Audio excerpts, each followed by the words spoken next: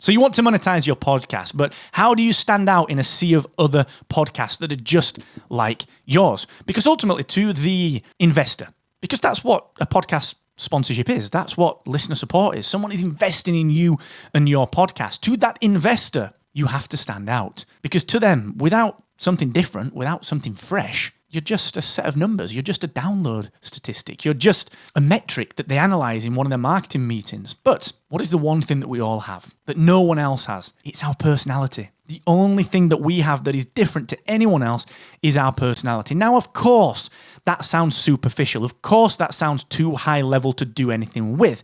But hear me out. Sure, you can develop a fantastic show format. You can develop an interview format that no one's done before. You can develop a game show format. You can interview people and make them do silly things and crazy things. You can deep dive. You can go where people don't go. You can discuss things with your guests that other people have never discussed. You can create NPR-style podcasts that are so well edited and produced that they sound like movies.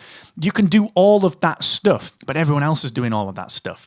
The only thing that you have that stands out is the way that you approach something. So I'm a firm believer in if you want to make money with podcasting, not only have you got to show people what they're buying into in terms of the numbers, but you have to show people what they're buying into in terms of the host. You, your podcast brand, in order to successfully become monetized, has to revolve around you, your personality, your ethics, your beliefs, your rights, your wrongs, the thing that you will do, the things that you won't do, the things that you stand up for, the things that you believe in, the way you approach things, your tone of voice. All of that is your brand. To put this into some kind of context, there are so many podcasters out there that I know that would take sponsorship just because it is money, but they would match themselves to a sponsor that isn't quite the right fit based on the fact that they just want the money.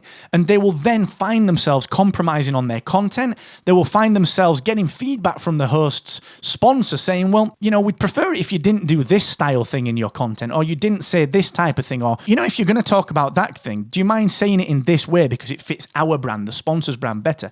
That is not what we do as podcasters. It's our content. What you do is, if you want to monetize your podcast, think of any podcast that you know that has monetized very, very well. Great example of this is someone that has monetized, like Trivial Warfare. Jonathan Oakes, who runs Trivial Warfare, he monetizes through Patreon, and he does that because people know him.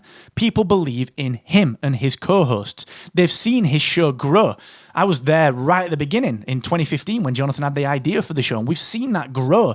And he's done such a wonderful job of cultivating his own brand and tone of voice that it's not like any other trivia show in podcasting. And he monetizes that through sponsors and, of course, through listener support, because people want to support him and they will buy into him. The hard thing with this is it takes confidence. It takes confidence to be divisive. Now, what I'm not talking about here is being overly contrarian for the sake of it. We're not talking about making enemies for the sake of it.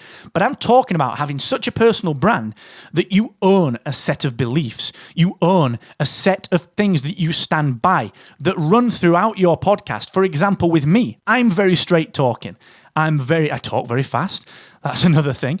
But I'm very straight talking. I call out a lot of the BS that I see in podcasting. My job is to be in podcasting. I call out a lot of the BS. I'm very much a try this way, not a fluffy kind of person where it's like, well, you could do this, you could do that, but, I don't want to give you any guarantees. I'm very much a straight talking, look, try this, and then if it doesn't work, let us know, we'll work on it, and then let's try the next thing. I come from the school of doing and experimenting. And a lot of people love that. A lot of people find that useful, but not everyone. A lot of people want to feel good about themselves, and a lot of people really want to be told that whatever you do, there's no risk. That's really not true. That's not the case. So my own personal brand is to have that ethical outlook on, look, I'm going to tell you this very, very honestly because I've tried it. And if you don't like that, look, there are other people teaching podcasting over there that are a little bit more fluffy, okay? But that's not my brand. And when I work with people like Aweber on sponsorships, they know that that's not my brand, and they know categorically that if I like Aweber, which I do, I will tell people to use Aweber. It won't be, oh, well, you could use them, or blah, blah, blah, try them, they're all right, but it's not on me if you don't like them. No, that's not me. My brand is, I have tried it, I like it, you should try it too, okay? That's what I'm talking about. Now, you don't have to be the same as me, you don't have to be the same as Jonathan, but what your brand needs in order to monetize is a differentiator over and above numbers and visuals and audio. And the only thing that you have, the only thing that we all have, is ourselves. It's the only thing that we were born with that remains unique throughout all of our lives. Our unique mix of experiences, of background, of life, of approach, of beliefs, of likes and dislikes, and everything that goes into making us day to day who we are is the thing that your audience loves.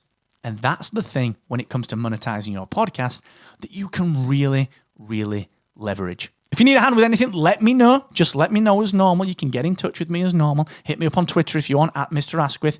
And of course, go and check out captivate.fm/money. It's our big tutorial on how to monetize your podcast, the ultimate guide to monetizing your podcast.